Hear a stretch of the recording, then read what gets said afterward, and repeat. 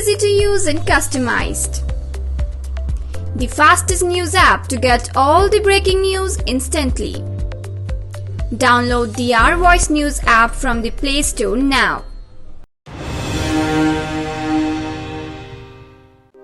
নমস্কার, আমি ঋতু। আপনারা দেখছেন আর ভয়েস নিউজ। শুরু করছি এক নজরে সংবাদ। বিশ্বজুড়ে যতটা বৃদ্ধি পেয়েছিল করোনার ডেল্টা সংক্রমণ, ততটাই বাড়ছে ওমিক্রন। বিশ্বের একাধিক দেশে ওমিক্রন হানা ও সংক্রমণ বৃদ্ধির খবর আসছে। এই প্রেক্ষাপটে ভারতের পরিস্থিতি যত সময় এগোচ্ছে উদ্বেগ বৃদ্ধি করছে। দেশে 150-এর গণ্ডি পেরোলো ওমিক্রনের মোট আক্রান্তের সংখ্যা। আক্রান্তের শীর্ষে এখনো মহারাষ্ট্র। সেখানে নতুন করে 6 জনের দেহে ধরা পড়েছে ওমিক্রন। গুজরাটেও আরো 4 জনের দেহে ধরা পড়েছে ভাইরাসটি। সীমান্তে ফের সমস্যা। এবার জলপথে কোটি কোটি টাকার মাদকদ্রব্য নিয়ে ভারতে ঢোকার চেষ্টার মুখে আটক করা হলো একটি পাকিস্তানি নৌকাকে। প্রতিরক্ষা মন্ত্রকের পাবলিক রিলেশন অফিস সোমবার জানিয়েছে, গুজরাটের উপকূলে ভারতীয় জলসীমায় 6 ক্রু সদস্য সহ একটি পাকিস্তানি মাছ ধরার নৌকা আল হুসেইন আটক করা হয়েছে। সেখান থেকে প্রায় 400 কোটি টাকার প্রায় 7,000 কেজি হিরোইন উদ্ধার হয়েছে।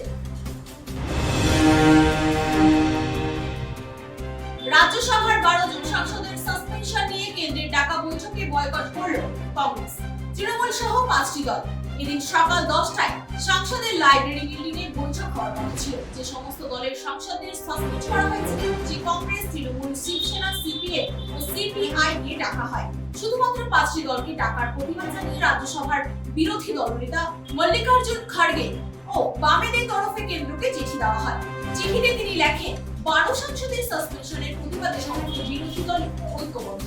আমরা 29 নভেম্বর থেকে অনুরোধ করে আসছি যে রাজ্যসভার চেয়ারম্যান বা সভার নেতা পীযূষ গোয়েল অচলাবস্থার অবসানের জন্য সমস্ত বিরোধী দলগুলির নেতাদের বৈঠকে নামেন। আমাদের এই যুক্তিসঙ্গত অনুরোধ মানা হয়নি। এর ওপর শুধুমাত্র 5 বিরোধী দলের নেতাদের বৈঠকে ডাকার সিদ্ধান্ত অন্যায্য ও দুর্ভাগ্যজনক। কলকাতা পুরভোটে সন্ত্রাসের অভিযোগে আদালত সিপিএম বিজেপি মামলার অনুমতি চাইলে 2 নম্বর ওয়ার্ডে সিপিএম প্রার্থী দেবলীনা সরকার তথ্য প্রমাণ দিয়ে অভিযোগপত্র দাখিলের আবেদন বিজেপি। পানামা পেপার কাণ্ডে এবার বড়সড় ধাক্কা বছর পরিবারে। আজ দিল্লির লোকনায়ক ভবনে ইডি তলব করেছে বলিউড অভিনেত্রী ঐশ্বর্য রায় বচ্চনকে। সূত্রের খবর, এনফোর্সমেন্ট ডিরেক্টরের তরফে ইতিমধ্যে তৈরি করা হয়েছে প্রশ্নপত্র। ব্যাংকে কাজ থাকলে আগেই সতর্ক। আগামী 10 থেকে 6 দিন বন্ধ থাকবে ব্যাংক। নতুন বছর আসার আগে রয়েছে নির্দিষ্ট ছুটি। তবে এই ক্ষেত্রে রাজ্যের উপর নির্ভর করবে ব্যাংকের ছুটির তালিকা। এই ব্যাংকে যাওয়ার আগে দেখে নিন আপনার শহরের ছুটির তালিকা।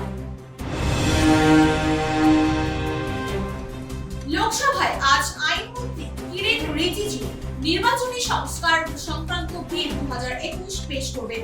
এই বিলের মাধ্যমে 1950-এ জনপ্রতিনিধিত্ব আইন ও 1951 প্রতিনিধিত্ব আইনে পরিবর্তন করা হবে।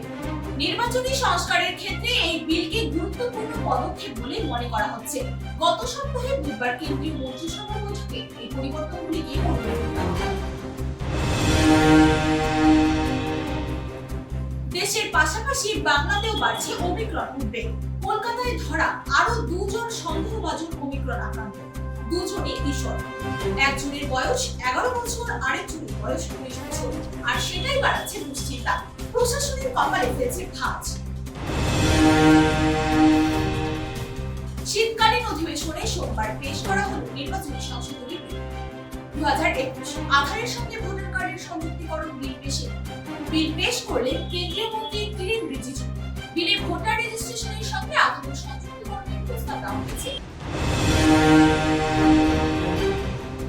25শে ডিসেম্বর থেকে স্নাতক এবং স্নাতকোত্তর শিক্ষার্থীদের স্মার্টফোন এবং ট্যাবলেট বিতরণ করবে যোগী আদিত্যনাথ সরকার।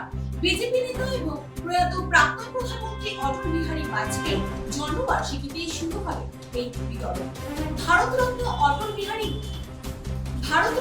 অটল বিহারী অনুষ্ঠানে BTech, BA, BSc, MA, ITI, MBBS, MD, MTech, PhD এবং উন্নয়নমূলক কোর্সের শিক্ষার্থীদের প্রায় 1 লক্ষ স্মার্টফোন এবং ট্যাবলেট দেওয়া হবে বলে ডক্টর বাজপেয়ী একনাথ বলেন।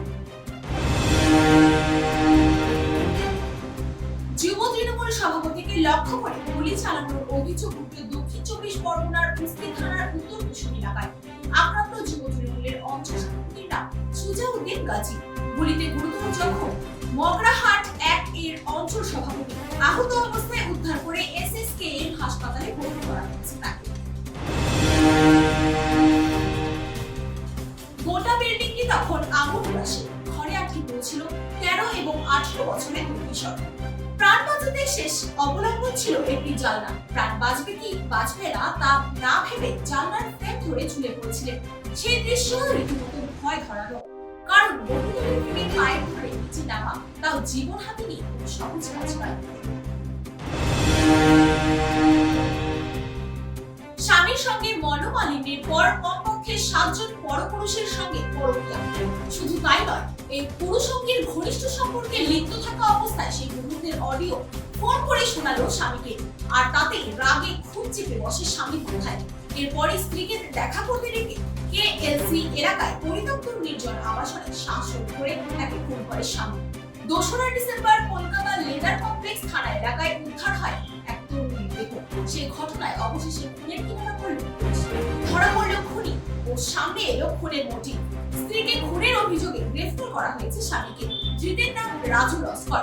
ঘটকপুকুর বাস স্ট্যান্ড থেকে অভিযুক্তকে গ্রেফতার করেছে পুলিশ। ফসলের ক্ষেতে ছাগল ঢুকে যাওয়াকে কেন্দ্র করে বিবাদের জেরে এক যুবকের গোপনাঙ্গ কেটে নেওয়ার অভিযোগ উঠল প্রতিবেশী এক মহিলার বিরুদ্ধে।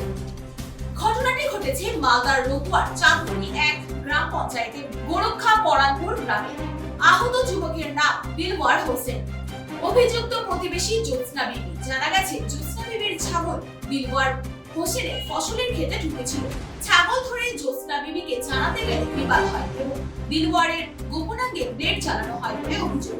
আহত অবস্থায় দিলওয়ার মালদা মেডিকেল কলেজ হাসপাতালে ভর্তি। দুতরফে রতুয়ার থানায় অভিযোগ দায়ের করা হয়েছে। প্রয়াত CDS জেনারেল বিপিন রাওয়াত ও তার সহযাত্রীদের আত্মার শান্তি কামনার জন্য 13 দিনের মাথায় শ্রদ্ধানুষ্ঠানের আয়োজন করলেন কালচিনি ব্লক তৃণমূল সভাপতি পাশান লামা। বৌদ্ধ ও হিন্দু রীতি মেনে কালচিনি কার্গিল চৌকে শ্রাদ্ধের আয়োজন করা হয়। এদিন পাশান লামা জানান তৃণমূল নেতা হিসেবে ভারতবাসী হিসেবে শ্রদ্ধাঞ্জলি দেন। এদিন হিন্দু পণ্ডিত এসে হিন্দু রীতি মেনে শ্রাদ্ধ অনুষ্ঠান করেন, অপরদিকে বৌদ্ধ পণ্ডিত এসে বৌদ্ধ রীতি মেনে শ্রাদ্ধ অনুষ্ঠান করেন।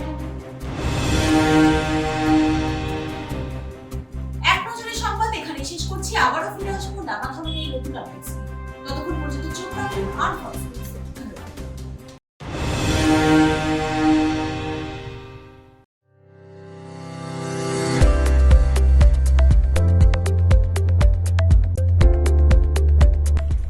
Very easy to use and customized.